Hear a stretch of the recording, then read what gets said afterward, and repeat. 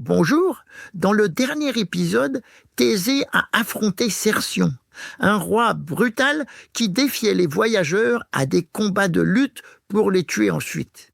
Mais Thésée, plus habile et plus juste, a remporté la victoire et libéré la région de cette terreur.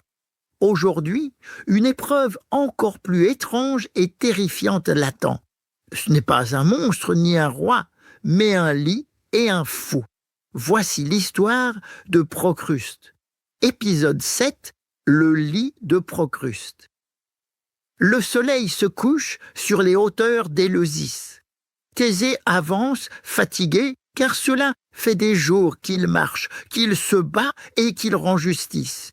Il rêve d'un peu de repos. C'est qu'alors qu'il aperçoit une maison toute seule en haut de la colline.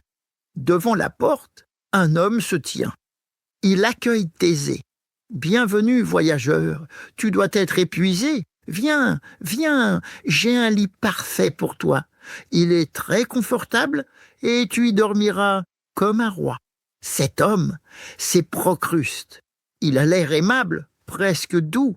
Mais ce qu'il cache, c'est l'un des esprits les plus tordus de toute la Grèce.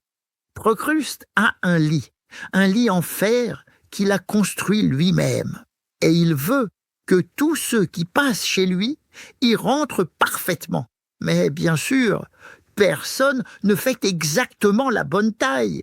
Alors, si le voyageur est trop petit, Procruste l'étire avec des cordes et des poids jusqu'à ce que ses membres craquent.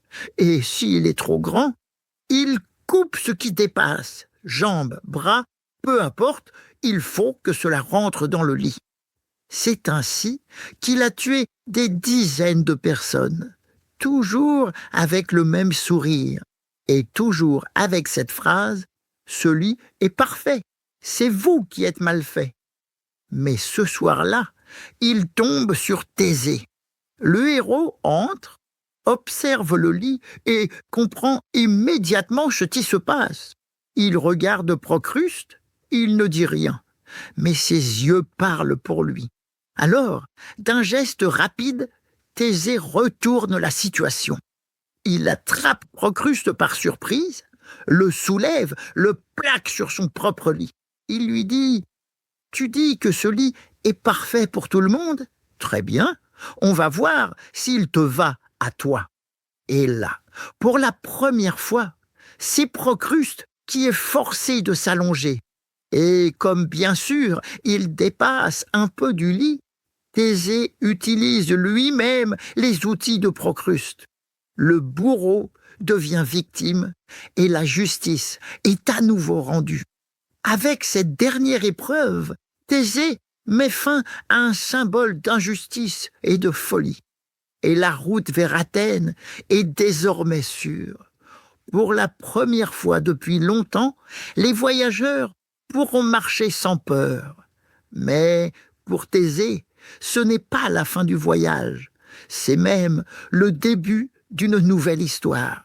Car au bout de la route, l'attend son père, le roi Égée, mais aussi un complot, une reine jalouse et un animal furieux. Dans le prochain épisode, tu découvriras l'arrivée de Thésée à Athènes, sa rencontre avec Médée et le taureau de Marathon.